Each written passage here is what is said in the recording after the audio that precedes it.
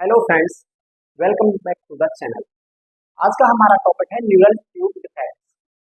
Neural tube defects में आपके आते हैं टाइप्स की बात करें हम इसके एनेंसेफेली, रैहेस्किसिस एंड स्पाइना बाइफिला। हम पढ़ेंगे इसके अंदर कि इसका डेवलपमेंट न्यूरल ट्यूब का कैसे होता है एंड कैसे ये डिफेक्ट है जो न्यूरल ट्यूब डिफेक्ट वो डेवलप करता है न्यूरल ट्यूब से। इसके अलावा हम जानेंगे कि रिस्क फैक्टर्स क्या क्या हैं न्यूरल ट्यूब के, इसके मैनेजमेंट के बारे में बात करने वाले हैं। देखिए, सबसे पहले हम बात कर लेते हैं इसके कुछ जनरल पॉइंट्स के बारे में न्यूरल ट्यूब डिफेक्ट के। देखिए, जो न्यूरल ट्यूब डिफेक्ट है एनटीडी, वो most common central nervous system का most common malformation defect है। देखिए, NTD is most common mall formation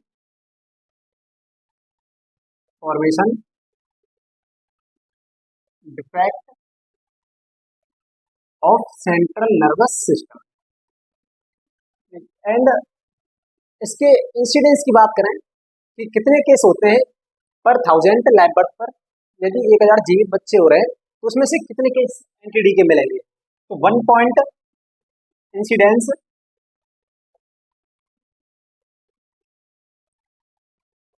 incidence कितनी होती है इसकी, 1.5 पर 1000 लाइव बर्थ। ये तो कुछ जनरल पॉइंट्स हैं न्यूरल ट्यूब डिफेक्ट के बारे में। इसके बाद में हम बात करें न्यूरल ट्यूब डिफेक्ट्स कैसे डेवलप होता है। देखिए, आपकी जब न्यूरल डेवलपमेंट होता है न्यूरल ट्यूब का, फीटस का डेवलपमेंट होता है, तो देखिए क्या होता है जनरली कि न्यूरल ट्यूब आपका जो डेवलप होता है वो होता है आपकी जो जर्म लेयर है एक्टोडर्म। एक्टोडर्म से बनता है आपका neuro ectoderm plate. 3 germ layer होती है, एंडोडर्म, मेसोडर्म एंड एक्टोडर्म। जो एक्टोडर्म लेयर है वो आपकी करती है सीएनएस एंड पीएनएस का फॉर्मेशन। एक्टोडर्म के अंदर देखिए किस तरह से होता है।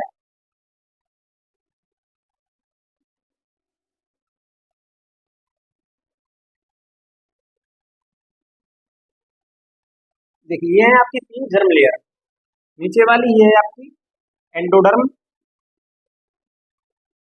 ये है आपकी मेसोडर्म एंड ये है आपकी एक्टोडर्म। मेसोडर्म के बीच में राउंड लाइक स्ट्रक्चर होती है, उसे बोला जाता है आपका नोटोकोल्ड। नोटोकोल्ड क्या होता है कि नोटोकोल्ड कुछ केमिकल का सीक्रेशन करता है। उससे क्या होगा कि जो आपके एक्टोडर्म का जो मिडल एरिया है ये स्पेसिफिक हो जाता है, उसे कहा जाता है आपका neuro ectoderm. Neuro ectoderm and ये न्यूरो एक्टोडर्म है वो करता है आपका न्यूरल ट्यूब का फॉर्मेशन। होता क्या है कि जो आपकी न्यूरो एक्टोडर्म है, ये वाला पार्ट है जो एक्टोडर्म का, उसके अंदर क्या होगा, ग्रूव का फॉर्मेशन होगा। कैसे, जो इसका सेंट्रल पार्ट है वो होगा आपका डिप्रेस, नोटोकोड की तरफ न्यूरो एक्टोडर्म का पार्ट डिप्रेस होगा। देखिए इस तरह से।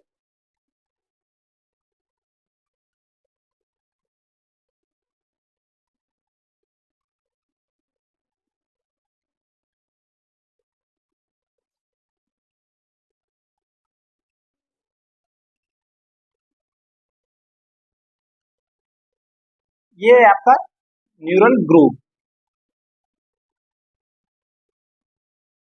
न्यूरल ग्रूव का फॉर्मेशन होगा पहले। ये होगी आपकी neural plate. Neural plate, neural plate से फॉर्मेशन होगा न्यूरल ग्रूव का। न्यूरल ग्रूव, ये आपकी एंडोडर्म एंड ये होगी आपकी मेसोडर्म। आगे क्या होता है कि जो न्यूरल ग्रूव है वो फॉर्मेशन करता है आपका न्यूरोपोर्स का। न्यूरोपोर,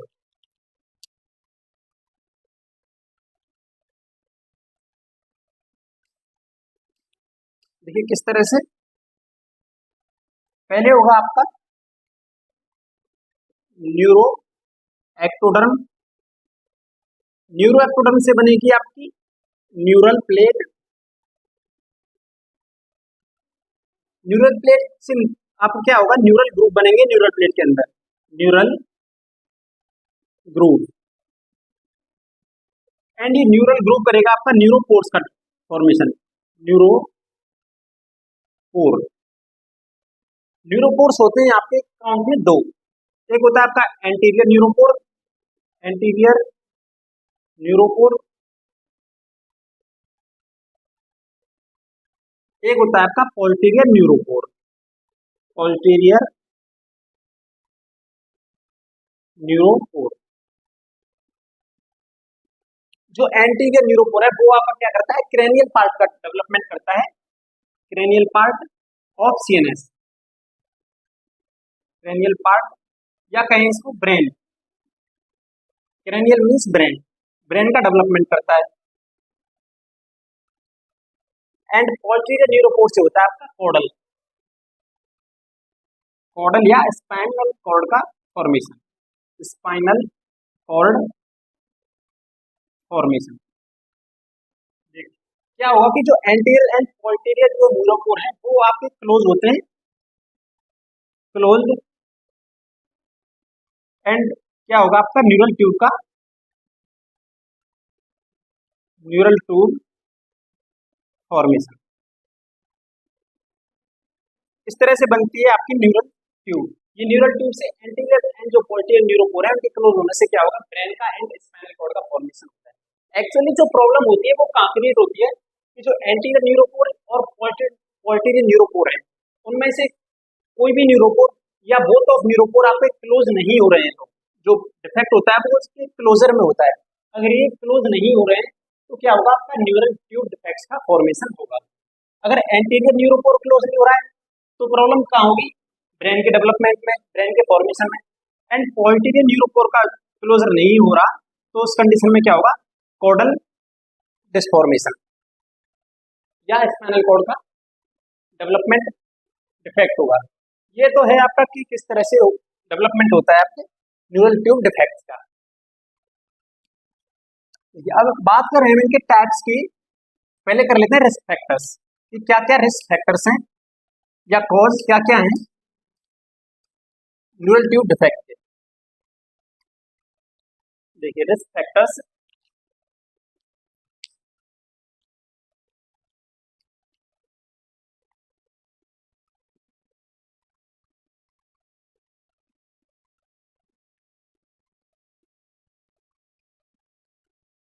रिस्क फैक्टर्स में सबसे पहला रिस्क फैक्टर है आपका डेफिशिएंसी ऑफ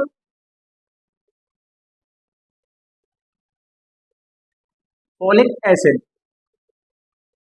फोलिक एसिड और विटामिन B9। फोलिक एसिड को विटामिन B9 भी बोला जाता है। डेफिशिएंसी ऑफ फोलिक एसिड है क्योंकि जो फोलिक एसिड है वो आपका क्या क्लोजर में काम आता है, क्लोजर ऑफ न्यूरोपोर। अगर फोलिक एसिड की डेफिशिएंसी है तो आपके न्यूरल ट्यूब डिफेक्ट्स के चांस रहेंगे। इसके अलावा मदर यूज या pregnant lady use, pregnant lady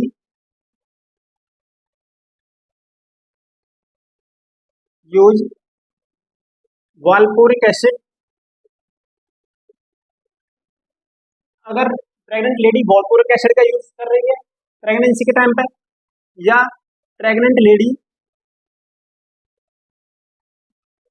use alcohol, alcohol का यूज ले रही है प्रेग्नेंट लेडी। इसके अलावा कंडीशन और कौन सी हो सकती है रिस्क फैक्टर में, diabetic pregnant lady, diabetic pregnant lady.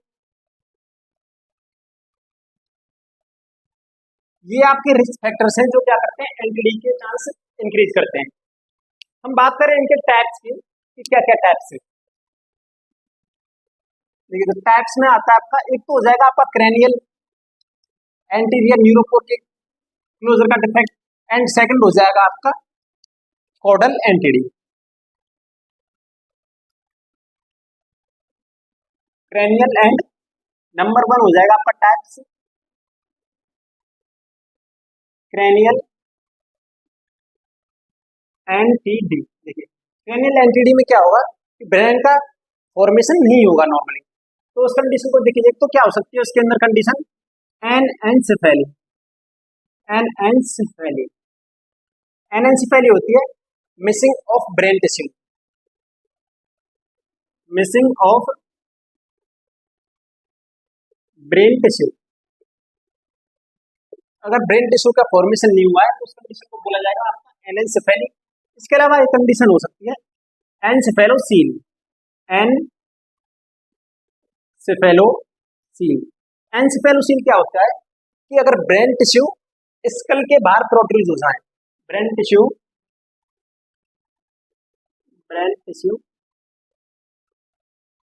Protrude through skull, अगर आउट पास टाइप में आपका ब्रेन टिश्यू स्कल के बाहर दिखाई दे रहा है उस कंडीशन को बोला जाएगा आपका एनेन्सेफेलोसील।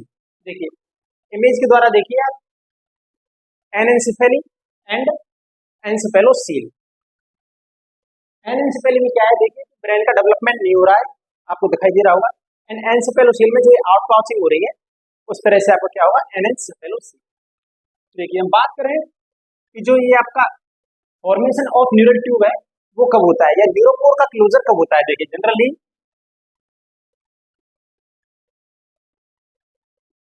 जो आपका एंटीरियर न्यूरोपोर है, एंटीरियर न्यूरोपोर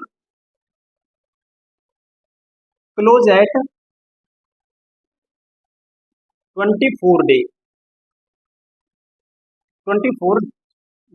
24वें दिन क्या होता है आपका एंटीरियर न्यूरोपोर क्लोज होता है एंड पोस्टीरियर न्यूरोपोर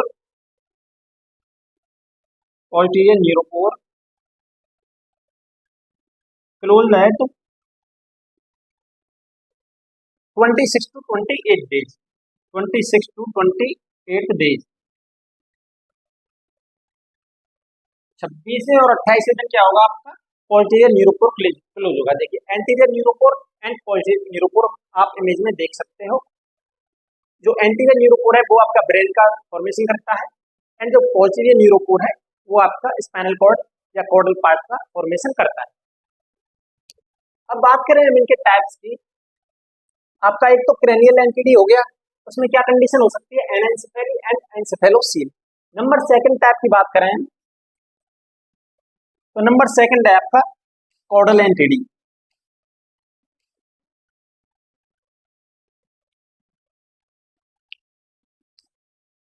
सेकंड है आपका कॉर्डल एंटिटी, इसे लोअर एंटिटी भी कह सकते हैं, लोअर एंटिटी। एंड जो आपका क्रेनियल एंटिटी था उसको अपर एंटिटी भी कह सकते हैं क्योंकि upper part of CNS affected है उसमें। देखिए कॉर्डल एंटिटी क्या होता है, स्पाइनल जो आपकी स्पाइनल कॉर्ड है उसका डिफेक्ट। तो स्पाइनल डिफेक्ट में क्या क्या आता है आपका, देखिए एक तो होता है आपका स्पाइना बाइफिडा एंड इसके सब टाइप्स वो क्या क्या है। स्पाइना बाइफिडा की कंडीशन में क्या होगा, देखिए जो आपकी वर्टिब्रा है, वर्टिब्रा की हम इमेज की बात करें तो आप देखिए जनरली जो वर्टिब्रा का इमेज देख रहे हो आप, जो उसमें देखिए जो वर्टिब्रा का जो आपकी साइज है वो किस तरह की होती है, एक टर्टल की तरह है। देखिए एंटीरियर ग्रुप या स्पाइनल ग्रुप देख रहे हो आप, spinal group, transverse group and cell जैसे टर्टल की सेल होती है उस तरह से आप जो बॉडी देख रहे हो वो है आपकी स्पाइनल बॉडी। एंड बीच में जो आप होल दिख रहे हो वो है आपकी वर्टिब्रल कॉलम, उसके अंदर क्या आपका स्पाइनल कॉर्ड आपका उसके थ्रू ऊपर से नीचे तक रहता है। तो देखिए प्रॉब्लम क्या होती है, जो आपका इस तरह से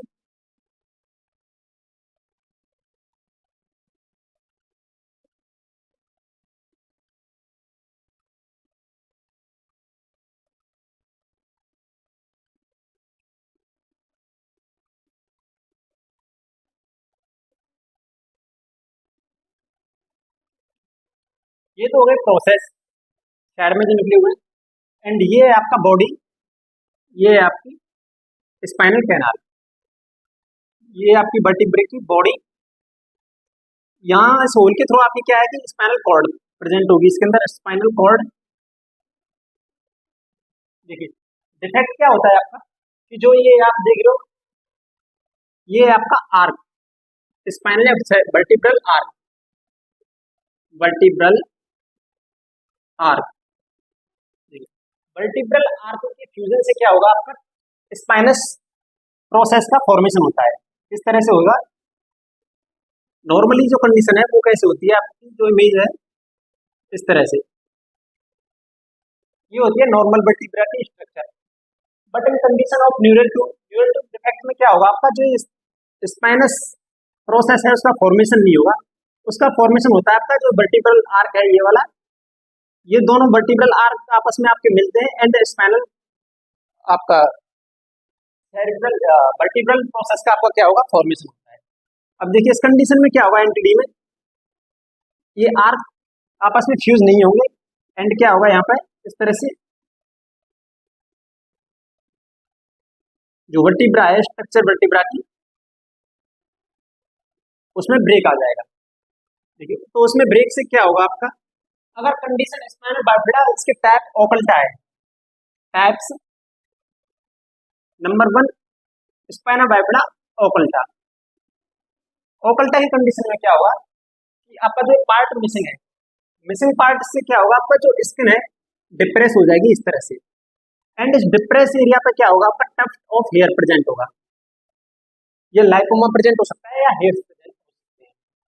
जनरली ये कंडीशन क्या होगी, देखिए इसमें क्या है, स्पाइनल कॉर्ड का मेनिंजेस का इन्वॉल्वमेंट नहीं होता है, तो उस वजह से क्या होगा कि जो प्रॉब्लम है वो एसिम्प्टोमेटिक रहेगी। क्यों? क्योंकि स्पाइनल कॉर्ड मेनिंजेस नर्व का इन्वॉल्वमेंट नहीं है, इस वजह से एसिम्प्टोमेटिक कंडीशन है। देखिए ओकल्टा इसमें क्या होगा आपका, जनरली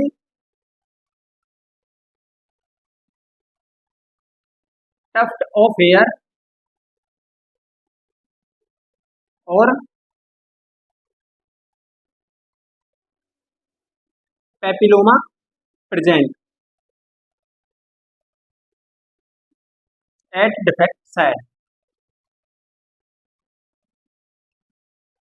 एंड ये कंडीशन है वो क्या होगी आपकी, एसिम्प्टोमेटिक, एसिम्प्टोमेटिक बिकॉज आपकी जो मेनिंजेस है, मेनिंजेस सीएसएफ स्पाइनल कॉर्ड या नर्व्स, जो नर्व रूट है, नर्व रूट नॉट इन्वॉल्व या कहें नॉट एक्सपोज्ड, नॉट एक्सपोज्ड, तो उस वजह से ये प्रॉब्लम क्या होगी आपकी, एसिम्प्टोमेटिक रहेगी। जनरली हम जब एग्जामिनेशन करेंगे स्पाइनल बाइफिडा ओकल्टा का, तो उसमें क्या मिलेगा हमें, डिप्रेशन मिलेगा। इसको देखने पे देखेंगे जब हम उसकी बच्चे की बैक को, तो उस पर क्या मिलेगा हमको, डिप्रेशन मिलेगा एंड डिप्रेस साइड पे क्या मिलेंगे, टफ्ट ऑफ हेयर या पेपिलोमा। ये है आपकी कंडीशन स्पाइनल बाइफिडा ओकल्टा की। देखिए इसके अलावा क्या क्या टाइप है स्पाइनल बाइफिडा के, ओकल्टा के अलावा मिल सकता है आपका नंबर 2 टाइप है मेनिंजोसील, मेनिंगोसील। देखिए मेनिंगोसील कंडीशन में क्या होगा, देखिए जैसे नेम में आ रहा है आपका मेनिंगो, मेनिंगो मींस मेनिंजेस, तो इस कंडीशन में क्या होगा, आपका मेनिंजेस है वो इन्वॉल्व हो जाएंगे सेक के टाइप में।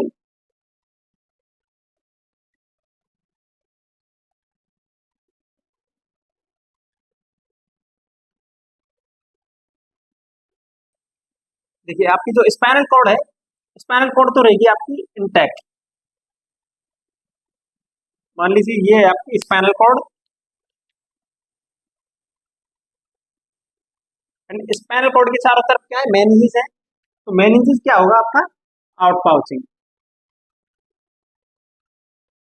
इस तरह से एंड मेनिंजेस की सब एरेक्नोइड स्पेस में क्या मिलेगा आपको, सीएसएफ।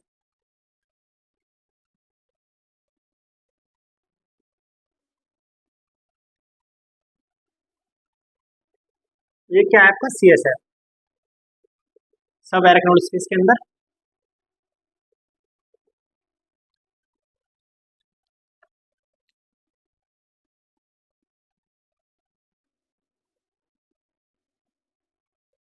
जनरल एग्जामिनेशन करेंगे हम जब बच्चे का, तो क्या मिलेगा हमको, सेक प्रेजेंट मिलेगा।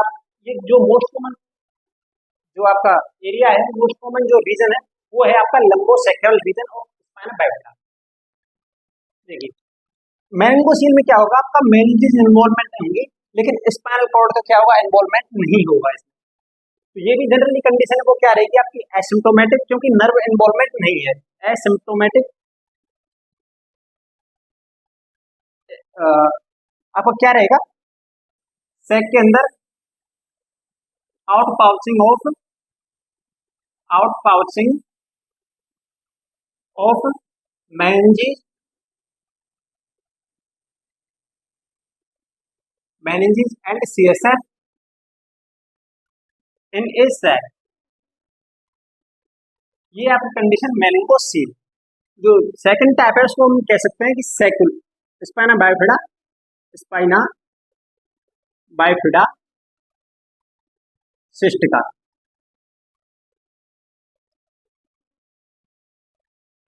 Spina bifida cystica, cyst present होगी, सिस्ट के अंदर जो मेनिंगोसील कंडीशन है उसमें क्या होगा, मेनिंजेस प्रेजेंट रहेंगी एंड सीएसएफ प्रेजेंट रहेगा। एंड जो सेकंड सब टाइप है आपका सिस्टिका का,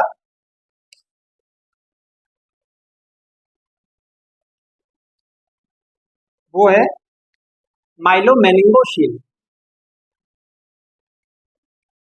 सिस्टिका, स्पाइना बायोफिडा सिस्टिका का सेकंड टाइप है माइलोमेनिंगोसील। ठीक है, माइलोमेनिंगोसील मींस, देखिए meningo means meninges and myelo means spinal cord. Means इस कंडीशन में क्या होगा, आपका जो स्पाइनल कॉर्ड है, स्पाइनल कॉर्ड भी इस आउट पाउच में इन्वॉल्वमेंट रहेगी। मेनिंजेस के साथ में क्या रहेगा आपका, out pouching of spinal cord. इस तरह से ये आपकी कंडीशन मेनिंगोमाइलोसिस। अब इसमें क्या होगा कि देखिए नर्व रूट इन्वॉल्वमेंट रहेगी आपके लंबोसेकल रीजन में, जो नर्व रूट है वो इन्वॉल्वमेंट होगी। उसके इन्वॉल्वमेंट होने से क्या होगा, आपका सिम्टम्स आएंगे। सिम्टम्स आएंगे जो किस कहाँ पे आएंगे, कि देखिए लंबोसेकल रीजन में जो नर्व होती है वो जनरली क्या क्या करती है, आपका बाउल एंड ब्लैडर का फंक्शन के लिए रेस्पॉन्सिबल होती है एंड लोअर लिम्ब के फंक्शन के लिए रेस्पॉन्सिबल होती है। तो जो प्रॉब्लम आएगी वो आएगी आपके बाउल एंड ब्लैडर के फंक्शन में एंड लोअर लिम्ब के फंक्शन में। क्या हो सकता है, देखिए सबसे पहले बात करें मेनिंगोमाइलोसिस की, तो out pouching of meninges, CSF and spinal cord in a sac. ये तो होगी कंडीशन आपकी मेनिंगोमाइलोसिस। ये क्या होगी जनरली, सिम्टोमेटिक। सिम्टोमेटिक सिम्टम्स क्या क्या आएंगे, देखिए इनकॉन्टिनेंस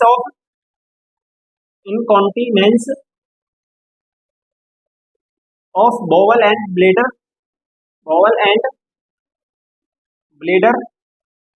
इसके अलावा क्या होगा आपका, देखिए डीप टेंडन रिफ्लेक्स एब्सेंट रहेंगे लोअर लिम्ब में, डीप टेंडन रिफ्लेक्स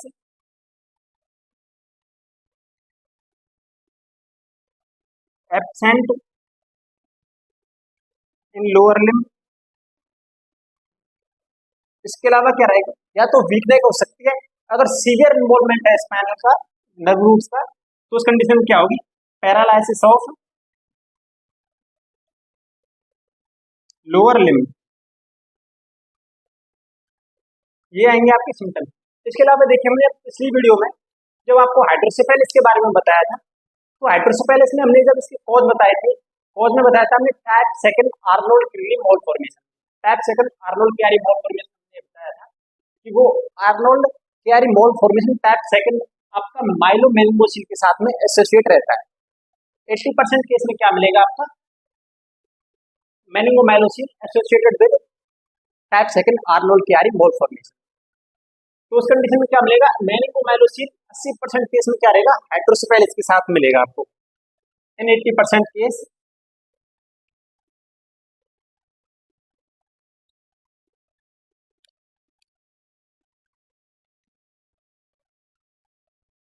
देखिए इन 80% केस माइलोमेनिंगोसील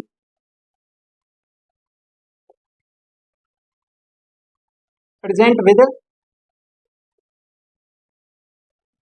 हाइड्रोसेफेलस सिफिलिस। क्यों रहेगा? क्योंकि ये मेनिंगोमाइलोसिल है, वो क्या रहेगा आपका टाइप सेकंड आर्नोल्ड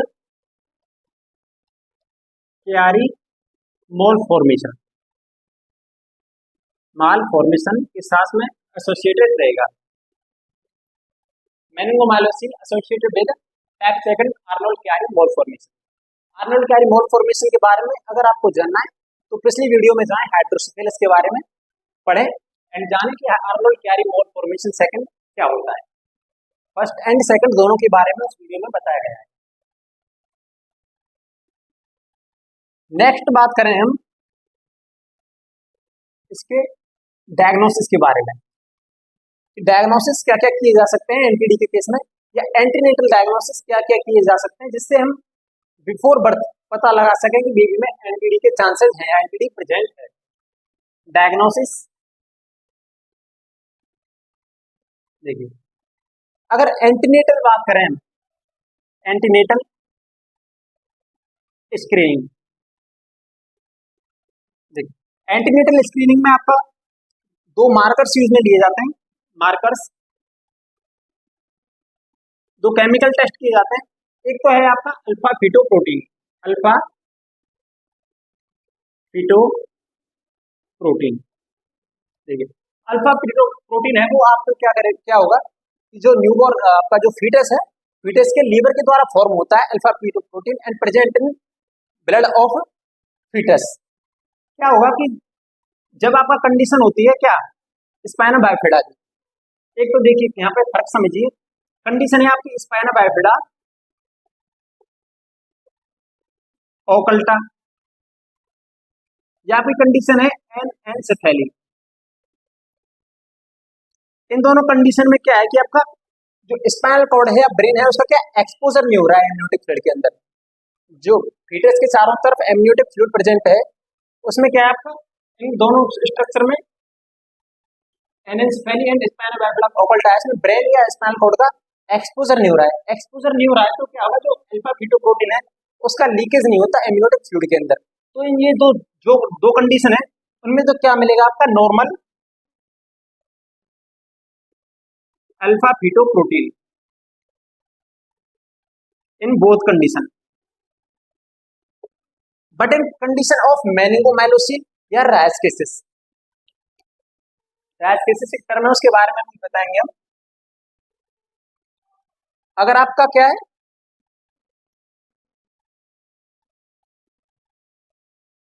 रैकेस केसेस, तो इस कंडीशन में या आपका माइलो मेनिंगोसिल या मेनिंगोसिल, माइलो मेनिंगोसिल, इस कंडीशन में क्या हो रहा है आपका स्पाइनल कॉर्ड का या ब्रेन का क्या हो रहा है एक्सपोजर हो रहा है एमनियोटिक फ्लूइड के अंदर। तो उस कंडीशन में होगा आपका अल्फा फीटोप्रोटीन है वो एमनियोटिक फ्लूइड के अंदर लीकेज होगा and increase alpha fetoprotein level, fetoprotein level in amniotic fluid.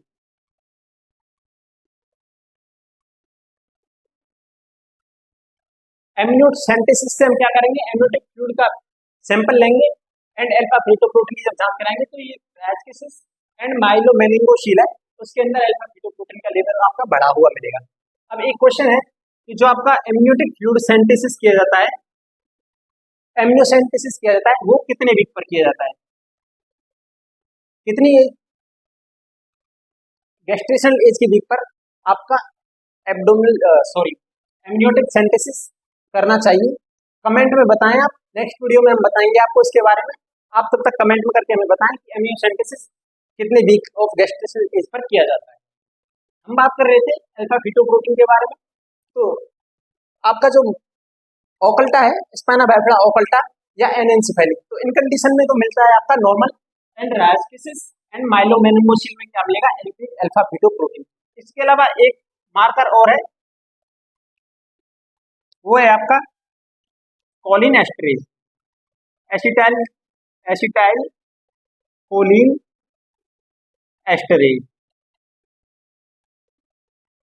Acetyl choline esterase का लेवल क्या मिलेगा आपको इंक्रीज इन एनटीडी कंडीशन। ये तो गए आपके मार्कर्स इसके अलावा क्या करवा सकते हैं हम एंटीनेटल में? एंटीनेटल स्क्रीनिंग के लिए ultrasound, USG,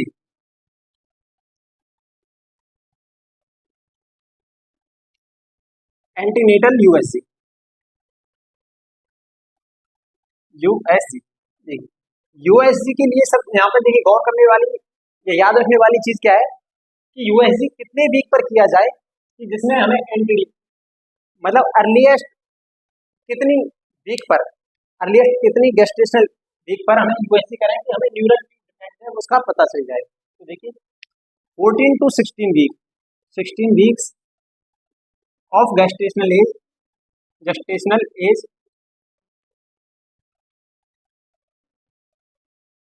bye USG NTD can reveal, can diagnose या कैन रिवील। ये तो है आपकी कि 14 से 16 वीक ऑफ गेस्टेशनल एज में यूएसजी के द्वारा एंटीडी का पता लगा सकता है। लेकिन बात करें हम कि अर्लीस्ट का पता लगा सकता है एंड कौन सा एंटीडी है जो अर्लीस्ट डायग्नोस किया जा सकता है यूएसजी के द्वारा। देखिए 10 से 12 week of gestational age, 10 to 12 weeks of gestational या gestational age anencephaly, anencephaly can diagnose earliest NTD. Earliest diagnose होने वाला एंटीडी कौन सा है आपका? एनेंसेफेली। एंड कितने वीक पर डायग्नोस हो जाता है यूएसजी से? 10 to 12 वीक पर by USG, by USG. Generally 14 से 16 वीक पर हम कोई भी एंटीडी, स्पाइना बाइफिडा है या एनेंसेफेली है, कोई भी एंटीडी है 14 से 16 वीक पर गेस्टेशनल एज है उसमें यूएसजी करके उसका हम पता लगा सकते हैं। बट जो अर्लीस्ट डायग्नोस एंटीडी है बाई यूएसजी वो है आपका एनेंसेफेली। एंड कितनी गेस्टेशनल एज ऑफ वीक है? 10 to 12 gestational age of week, उस पर हम क्या कर सकते हैं? पता लगा सकते हैं एनेंसेफेली का बाई यूएसजी। ये हो गया आपका डायग्नोसिस। इसके बाद में क्या रेडियोलॉजिकल, यदि आफ्टर बर्थ की बात करें, आफ्टर बर्थ, तो आफ्टर बर्थ क्या क्या इन्वेस्टिगेशन करा सकते हैं? तो देखिए रेडियोलॉजिकल इन्वेस्टिगेशन है एमआरआई, सीटी स्कैन। इसके अलावा हम बात करेंगे देखिए माइलोमेनिंगोसिल एंड मेनिंगोसिल, दोनों सैक के टाइप में प्रेजेंट होते हैं। जनरल एग्जामिनेशन किया हमने तो हमने देखा कि सैक प्रेजेंट है। अब उसका पता कैसे लगाएं कि मेनिंगोसिल है या माइलोमेनिंगोसिल है? तो उसके लिए किया जाता है आपका trans illumination test. Trans illumination test, trans illumination test में क्या करते हैं कि ब्राइट लाइट को टॉर्च, मान लीजिए टॉर्च से क्या करेंगे हम, इस सैक के ऊपर लाइट डालेंगे एंड लाइट डालने पर हमें जो स्ट्रक्चर है अंदर के स्ट्रक्चर देखेंगे उसमें सीएसएफ है, मेनिंगोसिल प्रेजेंट है कि नहीं है, उसके द्वारा हम पता लगा सकते हैं कि माइलोमेनिंगोसिल है या मेनिंगोसिल की कंडीशन है। ये हो गया आपके इन्वेस्टिगेशन। इसके बाद में बात करें management of neural tube defects. देखिए एक कंडीशन और रह गई थी रैश किसिस, इसके बारे में बात कर रहे थे हम, रैकेज किसिस। ये क्या होती है? देखिए इस कंडीशन में क्या होगा, ना तो आपका एंटीरियर न्यूरोपोर है इसका क्लोजर होगा, ना ही पोस्टीरियर न्यूरोपोर है इसका क्लोजर होगा। उस कंडीशन में क्या होगा, entire exposure of brain and spinal cord, entirely exposure of brain and spinal cord. देखिए जब ब्रेन एंड स्पाइनल कॉर्ड है जो पूरी तरह से एक्सपोजर है तो क्या मिलेगा हमें एग्जामिनेशन करने पर? सीएसएफ लीकेज मिलेगा, सीएसएफ लीकेज। देखिए इमेज देखिए आप, जो इमेज देख रहे हो आपको ये है रायस किसिस का। अब बात करें हम management of neural tube defects.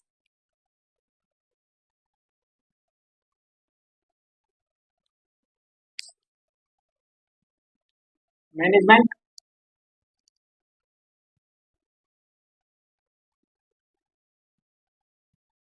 नहीं। मैनेजमेंट में क्या कर सकते हैं, अगर देखिए ओकल्टा की कंडीशन है, तो ओकल्टा की कंडीशन में क्या मिलेगा अपन को, टफ्ट ऑफ हेयर प्रेजेंट है, उसमें कोई सर्जिकल करेक्शन की इतनी आवश्यकता नहीं है, नीड नहीं। और कंडीशन है आपकी किसी मैन को माइलोसिन और माइलोसिस की, या कहें स्पाइना बाइफिडा सिस्टिका की कंडीशन है, तो उस कंडीशन में क्या करना पड़ेगा अपन को, surgery. Surgery with in 24 hours after birth. क्यों? क्योंकि जितना लेट करेंगे इसको उतनी क्या न्यूरोलॉजिकल प्रॉब्लम क्रिएट होंगी, एंड क्या होगा कि इसके चांस रहेंगे सैक के रप्चर होने के, एंड इन्फेक्शन के चांस रहेंगे। तो उसके लिए क्या है कि अर्लियर विद इन 24 आवर आप क्या करेंगे, सैक को रिमूव करेंगे। पोजीशन की बात करें, पोजीशन देखिए सैक प्रेजेंट है तो उस कंडीशन में बेबी को पोजीशन कौन सी देंगे, चाहे प्री ऑपरेटिव हो या पोस्ट ऑपरेटिव हो, तो उस कंडीशन में बेबी को पोजीशन देंगे अपन प्रोन पोजीशन में रखेंगे, prone position after and before surgery. After and before surgery क्या रखेंगे, बेबी को प्रोन पोजीशन में। And care of sac, most important जो एक्शन है वो है केयर ऑफ सैक। इस सैक की हमें केयर कैसे करनी है, देखिए केयर ऑफ सैक में हमें ध्यान रखना है सबसे पहले तो इसको रप्चर होने से बचाना है। रप्चर होने से बचाने के लिए क्या रखेंगे, तो प्रोन पोजीशन में लिटा दिया बेबी को। उसके अलावा क्या करेंगे, जो सैक है, सैक को क्या करेंगे अपन लेंगे स्टेराइल गॉज पीस लेंगे, गॉज पीस को एमएस में डिप करके इसको कवर करके रखेंगे। क्यों? इसको ड्राई होने से भी बचाना है, क्योंकि ड्राई होगा सैक तो रप्चर होने के चांस रहेंगे, रिंकल्स बनेंगे। एंड प्रिवेंट फ्रॉम इन्फेक्शन, वो भी आपको क्या है कि एनएस गॉज पीस से अपन खुद कवर रखेंगे, लेकिन वो एनएस में डिप्ड होना चाहिए गॉज पीस से आपका। क्यों? क्योंकि जो आपका ड्राई गॉज पीस है वो रप्चर कर सकता है सैक को। Cover sac with NS dipped gauze piece, sterile gauze piece.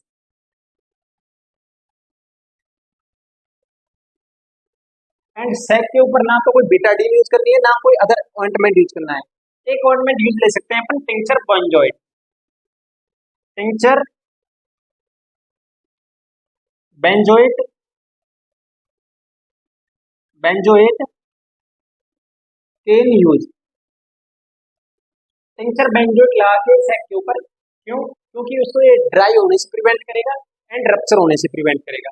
Tincture benzoin लाएंगे and cover with NS dipped gauze piece. इसके अलावा क्या करना है अपन, प्रिवेंट करेंगे इसको। देखिए इस बच्चे के अंदर क्या रहेगा, ब्लैडर एंड बाउल का इनकॉन्टिनेंस रहेगा, तो चांस क्या रहेंगे, इन्फेक्शन बाय यूरिन और स्टूल। तो क्या करना है इसको, prevent from infection, prevent from infection. इस तरह से जो बेबी का डायपर है वो सैक से नीचे होना चाहिए, या कह सकते हैं अपन इसको रैप लगा सकते हैं बीच में, प्लास्टिक रैप यूज कर सकते हैं सैक एंड डायपर के बीच में, जिससे क्या हो, ये सैक इन्फेक्टेड नहीं हो। ये आपका मैनेजमेंट। इसके बाद में हम बात करते हैं कि इसका प्रिवेंशन कैसे कर सकते हैं एनटीडी का। देखिए प्रिवेंशन में हमने अभी पढ़ा था हमने कि रिस्क फैक्टर्स क्या क्या हैं। अगर रिस्क फैक्टर्स को हटा दिया जाए तो baby can prevent from NTD. Prevention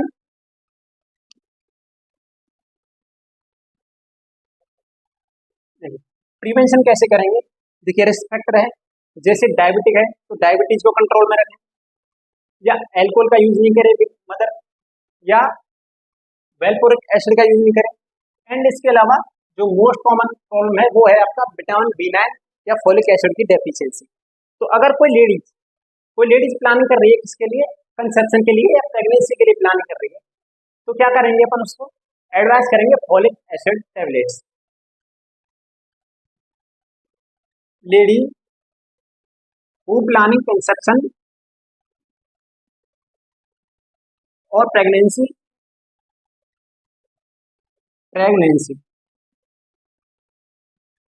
तो उस कंडीशन में क्या करेंगे अपन, advise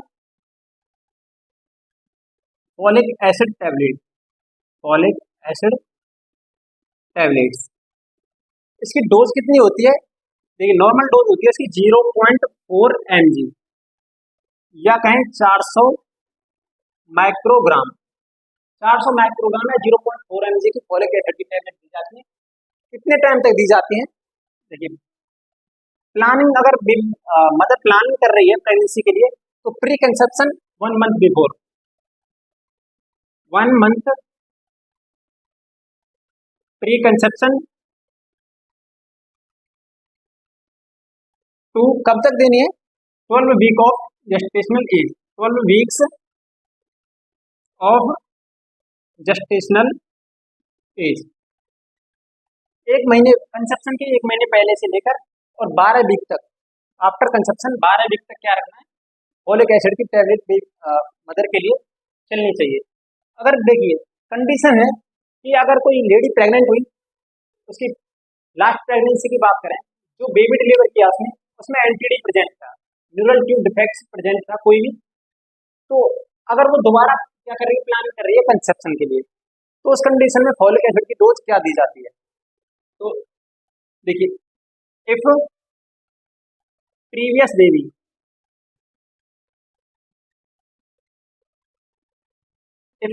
baby affected with NTD, तो उस कंडीशन में आपकी जो डोज है फॉलिक एसिड की वो कितनी होगी, डोज ऑफ फॉलिक एसिड, उस मदर के लिए फॉलिक एसिड की जो डोज है वो होती है आपकी 4 mg या कहीं 4000 माइक्रोग्राम।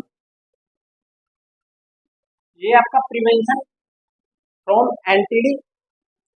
आज का टॉपिक होता है यहीं पर समाप्त।